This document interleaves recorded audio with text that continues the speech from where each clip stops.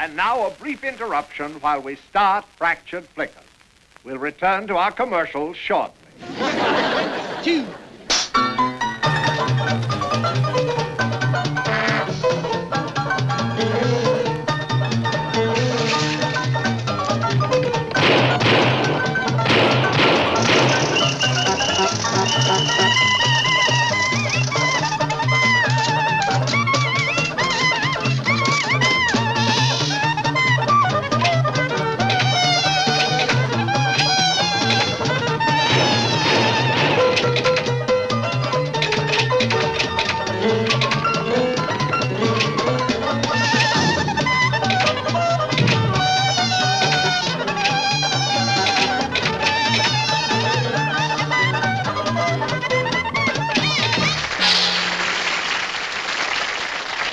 One of the things that I most like about appearing as host on Fractured Flickers is the program's informality and lack of pressure.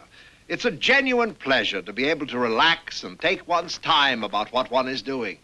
For example, our next flick... This here's my life. And this is where I'm doing life. That's me in solitary refinement. As you can see, the guards never let me out of their sight, for instance, and put me through all kinds of exotic tortures. Perhaps you are wondering how I came to be a 5-time loser. Let me regurgitate. It all started innocently enough when I borrowed a horse from a fellow I didn't even know. The police department frowned on such activities with a code 3. Next, I went down to the sea in ships with a little boat napping.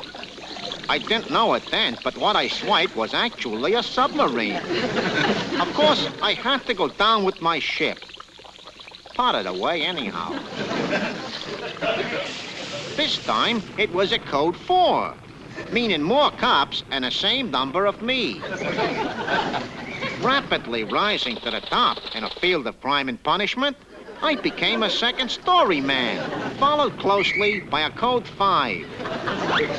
Only by dint of losing myself in a vast throng at the Piggly Wiggly did I escape. It was then that I became a female pickpocket. In other words, I went abroad. The entire take turned out to be a packet of Sen-Sen, a lifesaver with tobacco all over it, and an engagement ring. After the shortest honeymoon on record, I found the cops were still on my trail, so I went into secretion. I might have remained aloof for years had it not been for my overpowering curiosity. Likewise, an overpowering bunch of cops. But I won't rot in jail like this forever. After all, I got friends waiting on the outside. You dig?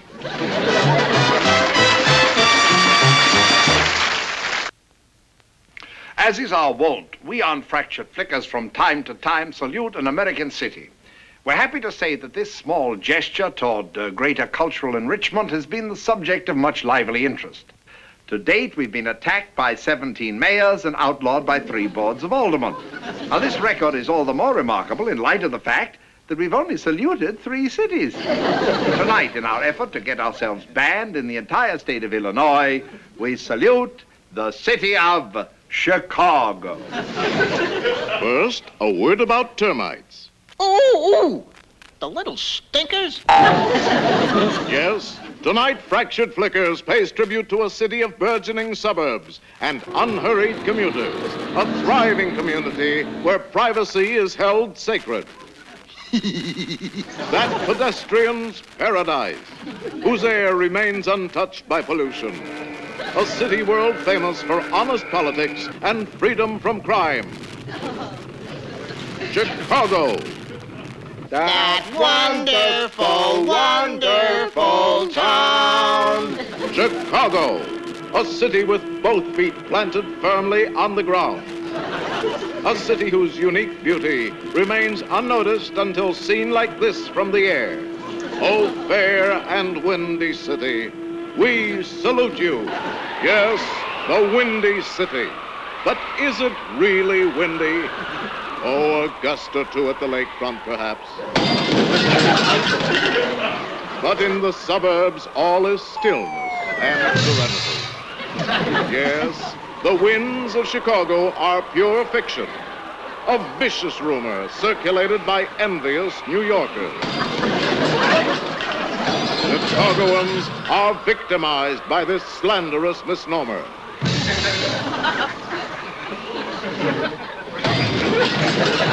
The Windy City. But do they complain? No. And why not? The answer is character. Yes, Chicago is famous for characters. Simple, grassroots people, down to earth, no nonsense folk who give Chicago its unique identity. Small wonder that Chicago is so popular as a vacation spot. You can bump into tourists on any street. Yes, visitors are always welcome in Chicago, especially in its back alleys. And with its modern expressways, getting to Chicago is simplicity itself. Yet the true spirit of the city is seen best not in its commerce and industry, but in the exciting Cook County Water Festival, held each year just before election time. Here, the Democrats are seen unselfishly launching the Republican campaign by launching the Republican headquarters, and the Republican candidates as well. Then, spurred on by local civic leaders, patriotic Chicagoans, Democrats, and Republicans alike splash an enormous amount of water out of Lake Michigan.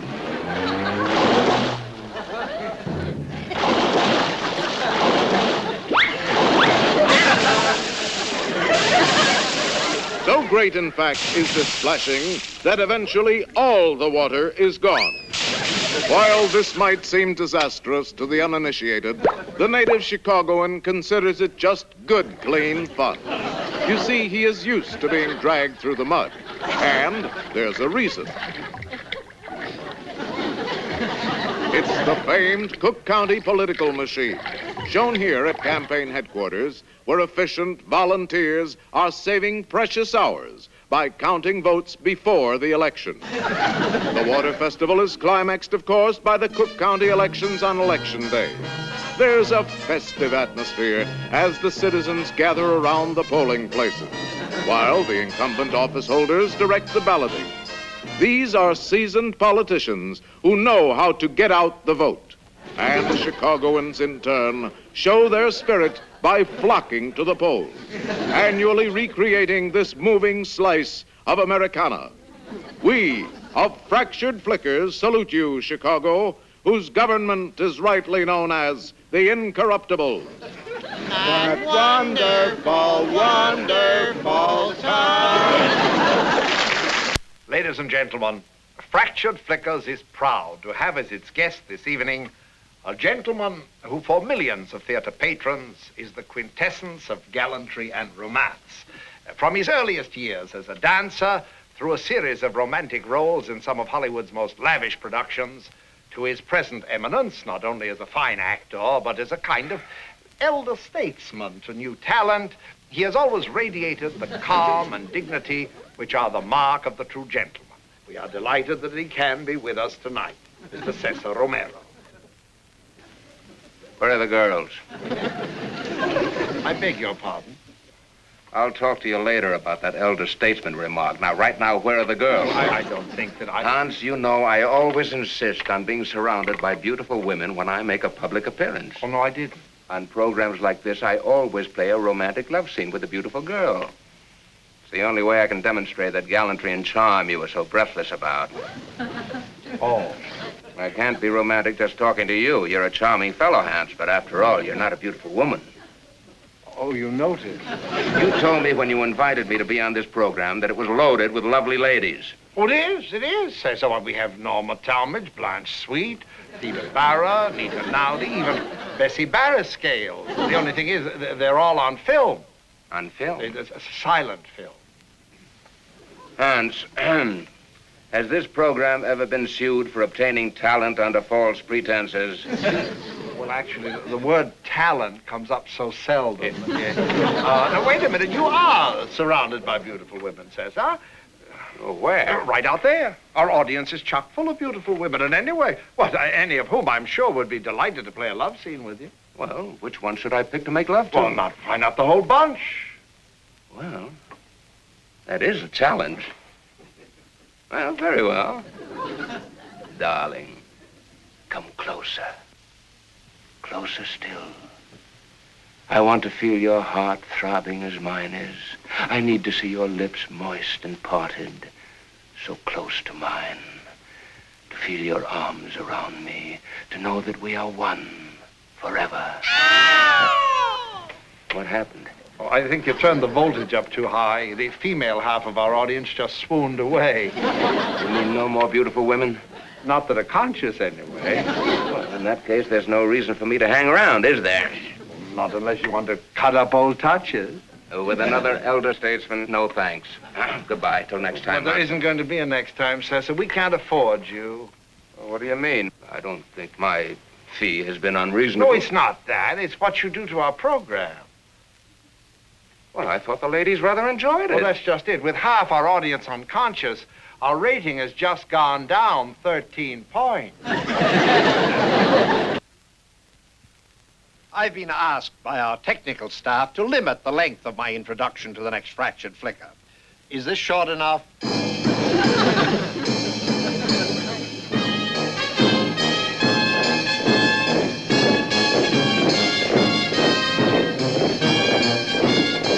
Our story opens near the end of the war in a country which shall be nameless. But I tell you one thing, Charlie, we almost won. Put me through to the general. The general. A call for the general. Was ist los? Got one. Successful capture of an American agent? Good. My plan is working. I'll see him immediately. At once. Also right now. Hey, you. Don't burn holes in the blankets. So, you're an American agent.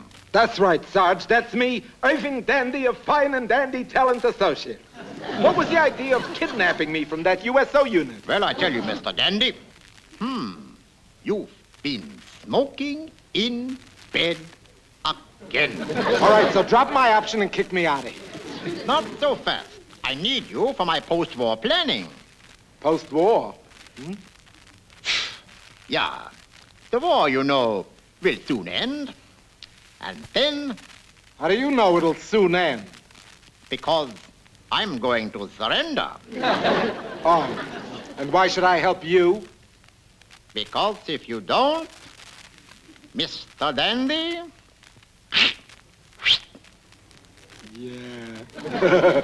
Captain Booby Baby, you just got yourself an agent. I have always thought that a man with my talents could drop quietly out of sight somewhere in the entertainment industry. Showbiz? What's your shtick? Shtick? Your act. What do you do? Just listen to this. Du bist meine Liebchen, du bist meine Liebchen, du bist meine liebes Fräulein. Ganz mit meiner Schatze down der Regenplatz, Balaban und Katz und Frau. Ja, mein Herr, Blut und Ehr. Oh, boy. Sweetie, nobody's doing Jolson imitations anymore. You wouldn't happen to know anything about missiles, would you? That's a disease, ain't? Never mind. So you don't like my singing? I didn't say that, sweetie. It's just that I see you more as the actor type. You could sort of hide out behind lots of different makeups, like Richard Chamberlain and Sabu. Very well. Now, unfortunately, I don't handle that type of clientele. But for 10%, I'll put you in touch with the best actor's agent in the business. Who's that? Undine is her name.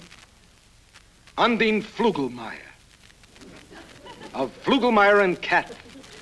Well, shortly after that, as you know, we had the big surrender bit. And shortly after that, I was meeting with Undine Flugelmeyer in California. So, you want to be an actor? What's your shtick? I'm the man of 1,000 faces. Well, let's see something besides that one, then. Jawohl. Und Miss Flugelmeyer, thanks a mil for this opportunity. Get on with it. Very well. Ta-da! What do you think? I think you ought to get another shtick. You ever think of being a straight man? Straight man? Remember, a straight man is practically invisible. Well, that was the end of the man with 1,000 faces bit. But for another 10%, Undine got me an appointment with a small-time American comic, Shorty Woods. As I walked into Toots Shaw's that night, I just knew this was my big chance. I soon spotted Shorty Woods. You couldn't miss him if you tried. Well, ring-a-ding-ding. Let's have a couple of laughs. This place makes Grant's tomb look like the Copa. Where are the broads? Oh, he's darling. He looks younger than he does on television. Don't you think, Annabelle? If he was 45, you'd still be old enough to be his mother. How would you like a fat lip? Well, I slipped into a comfortable set of medals and had dinner with Shorty Woods. He was certainly a wit. Your steak is too tough, sir. I've seen cows hurt worse than that got better. Let's face it, folks, these are the jokes. No, I'll tell you, Jaime, I need a straight man with a dialect. Big, homely, not too bright. You want the job? A straight man? Me? Eric von Stucker? It pays $75 a week. I'll buy it. Good. Hey, Geppetto. Well, come here. I won't bite you. Boy, I've seen better heads on a short beer. Funny. Yes, sir. Well, the rest is entertainment history. The very next week, we were a smash on the Sullivan Show. But on the way back, she tripped over a cow. Mr. Wood, you are pretty fresh. That's me, Colonel. The fresh kid with the stale straight man. Am I right, cutie pie?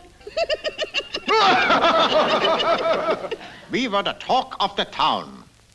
Says in Variety that Shorty Woods is going to be on Fractured Flickers. What's the story? I was a teenage old man? Nah, it's called Jaime and Me, about a guy who can't get a job after the war. Sounds like your life story. Ah, well, you stop. Well, from that point on, it was everything's coming up schnitzel. And soon Shorty Woods had his own television show. You know, Jaime, you're a real revolving idiot. What's that?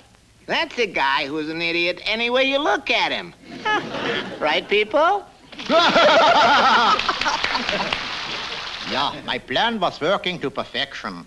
So a few days later, when we was taping a commercial, I threw in a little something of my own. Well, Jaime, how does it taste? Not too hot. Not too cold. What's with the singing bit? It's just right. Jaime, why the singing? Coffee always hits the spot. Cut, cut.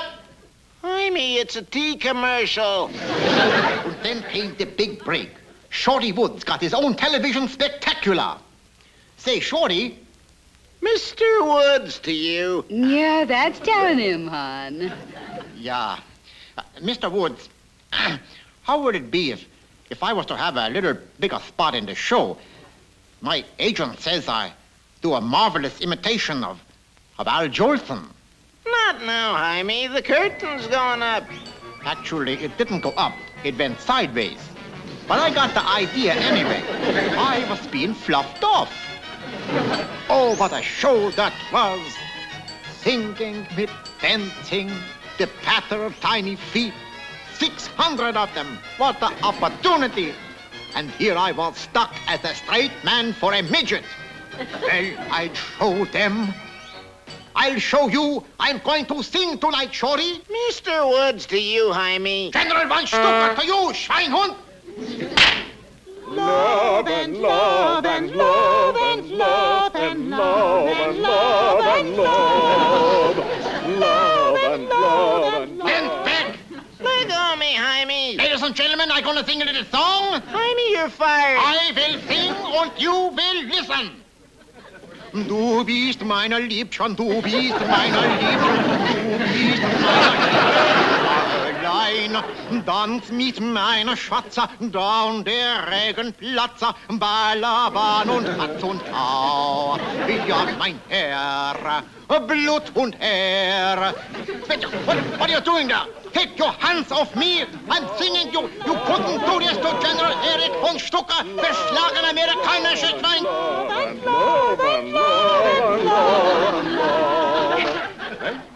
At last, I was a single act, on my way in television. But I wondered, did my performance really win me recognition? Yes, it did. But unfortunately, the wrong people recognized me. Oh, well, that's showbiz. And the nice thing is, my agent gets 10% of this, too.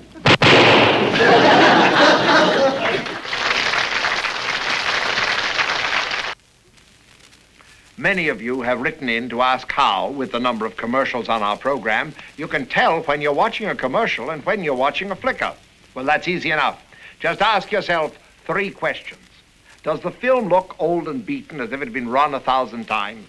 Is the acting atrocious? Are the words ridiculous, and do they have nothing to do with the pictures? If all your answers are yes, that's the commercial, all right. Scrutiny, a probing analysis of the world we live in. Tonight's subject, us in the 20s. That's U.S. That's U.S. in the 20s. Tonight, let us turn our scrutiny to that period between 1919 and 1930. Some called it the decadent decade. We call it the 20s. The big story of the 20s, World War I, a time of unrest and arguments. As Woodrow Wilson said, I do not choose to have fun. Following the surrender in 1926, America chose to have fun anyway, unaware that in a Bavarian bowling alley, a dastard named Adolf Hitler was bent on destruction. Today, the head pin. Tomorrow, the world. Meanwhile, in Chicago, a group of men got together for what they believed would be a St. Valentine's Day party. And it was, in a garage against a wall. But success was also brightening the horizons of the 20s. Young Otis Carnation, while in the Army Reserve, was struck with the idea of establishing one of the nation's great dairy empires. Taking the milk out of the cow and putting it into a bottle was to make him a wealthy man.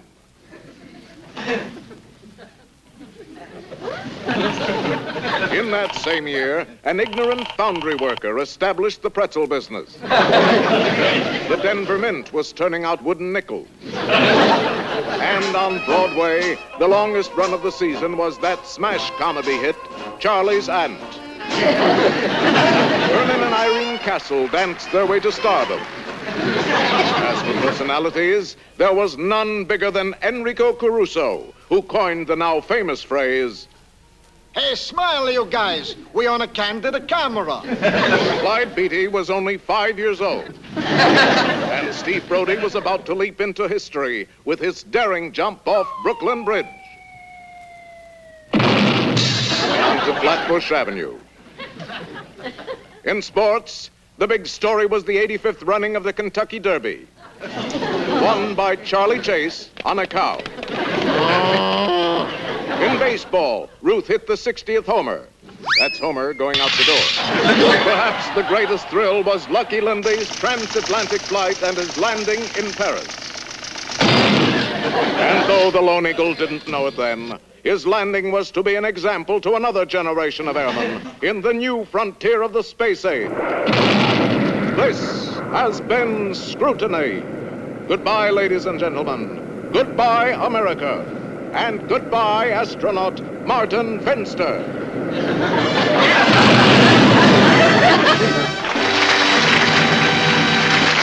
Well, it's been fun being with you this evening, but in the famous words of Nathan Hale, we're just about at the end of our rope.